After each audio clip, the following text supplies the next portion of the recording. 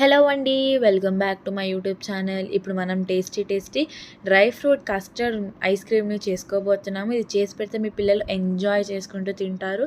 దీనికోసం ఒక గిన్నె పెట్టుకుని అందులో 1 లీటర్ ఫుల్ క్రీమ్ మిల్క్ని తీసుకోండి.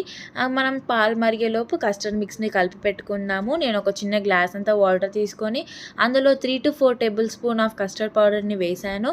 దాన్ని మిక్స్ చేసుకోండి. మీ ఇంటి దగ్గర ఏ బ్రాండ్ కస్టర్డ్ పౌడర్ దొరికినా దాన్ని యూజ్ చేసుకోవచ్చు. నేను వెనిలా ఫ్లేవర్ కస్టర్డ్ పౌడర్ని యూజ్ చేశాను. కస్టర్డ్ పౌడర్ని మిక్స్ చేసి పెట్టుకున్న తర్వాత కొన్ని డ్రై ఫ్రూట్స్ తీసుకొని దాన్ని గ్రైండ్ చేసి పెట్టుకోండి. దాని తర్వాత 3 ఇలాచీస్ తీసుకొని అందులో ఉన్న సీడ్స్ని దంచి పెట్టుకోండి. చూడండి, పాలు పొంగు వస్తున్నాయి కదా, అంటే మనకి పాలు బాయిల్ అవ్వడం స్టార్ట్ అయ్యాయి. కాబట్టి ఇప్పుడు మనము ఒకసారి కలుపుకుందాము.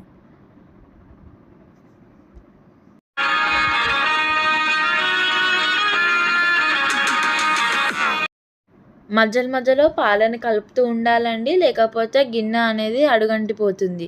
ఇప్పుడు మనము దంచి పెట్టుకున్న ఇలాచీ పౌడర్ని అలాగనే డ్రై ఫ్రూట్స్ని పాలలోకి యాడ్ చేసుకోవాలి. దాని తర్వాత మనం కలిపి పెట్టుకున్న కస్టర్డ్ పౌడర్ని లమ్స్ లేకుండా మళ్ళీ ఒకసారి మిక్స్ చేసుకొని పాలల్లోకి యాడ్ చేసుకోవాలి. యాడ్ చేసుకున్న తర్వాత ఒకసారి దాన్ని కలుపుకొని మనకి థిక్ కన్సిస్టెన్సీ వచ్చే వరకు మనం ఈ పాలనన్నీ బాయిల్ చేసుకోవాలన్నమాట.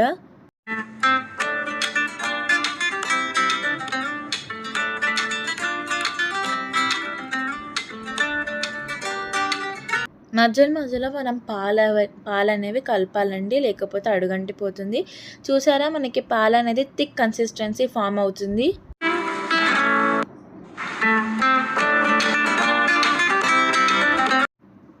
ఇప్పుడు మనము 1 కప్ ఆఫ్ షుగర్ని తీసుకొని పాలల్లోకి యాడ్ చేసుకోవాలి. చూసారా, పాలల్లోకి షుగర్ యాడ్ చేసిన తర్వాత ఒక 2-3 మినిట్స్కి పాలు ఇంకా చిక్కగా అవ్వడం స్టార్ట్ అయింది.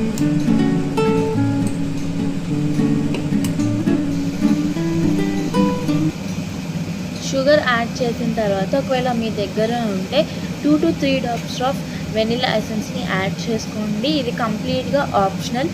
మీ దగ్గర ఉంటే యాడ్ చేసుకోండి, లేకపోతే లేదు. మధ్యలో పాలని కలుపుతూ ఉండాలి, ఎందుకంటే మీగడ పైన ఫామ్ అవుతుంది. దాన్ని కూడా పాలలోకి మిక్స్ చేసేయండి. ఇప్పుడు స్టవ్ ఆఫ్ చేసి ఈ కస్టర్డ్ మిక్స్ అనేది పక్కన పెట్టుకోండి. ఇది పూర్తిగా చల్లారిపోయిన తర్వాత మీ దగ్గర కుల్ఫీ మాల్స్ ఉంటే కుల్ఫీ మాల్స్కి వేసుకోండి, లేకపోతే ఒక కంటైనర్కి ఎయిర్ టైట్ కంటైనర్లోకి మీరు యాడ్ చేసుకోండి. ఎయిర్ టైట్ కంటైనర్లోకి మీరు యాడ్ చేసుకున్న తర్వాత దానిపైన సిల్వర్ ఫాయిల్ని వేసి 4 to 5 అవర్స్ మీరు ఫ్రిడ్జ్లో పెడితే మీ టేస్టీ ఐస్ క్రీమ్ రెడీ అయిపోతుంది. ఇప్పుడు మీరు హ్యాపీగా ఎంజాయ్ చేసేయండి.